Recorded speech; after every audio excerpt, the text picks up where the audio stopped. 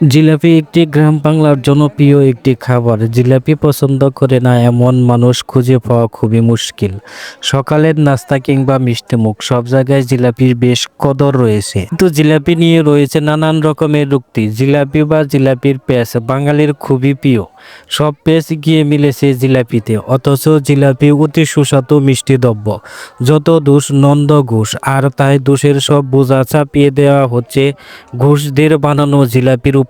ঠিক 2.5 পিসের আঙ্গুলের কায়দায় এই মিষ্টি বানিয়ে ফেলছেন মিষ্টি প্রস্তুতকারকরা। এই রসালো মচমচে মিষ্টিটাকে পছন্দ করে না এমন মানুষ নিঃসন্দেহে বিরল। বাঙালি থেকে অবাঙালি সবাই মজাদার মিষ্টির ভক্ত। বাংলায় আজও বহু মানুষের প্রাতরাশের তালিকায় থাকে গরম কুরুচি আর জিলাপি। আবার মেলার মাঠে জিলাপি খুঁজে বেড়ান এমন মানুষও প্রচুর। জিলাপি সাধারণত তৈরি করা হয় ময়দা বা চালের গুঁড়ার মিশ্রণ দিয়ে। 2.5 পেঁয়াজ দিয়ে তেলে ভেজে চিনির শিরায় ডুব দেয় এই মিষ্টি।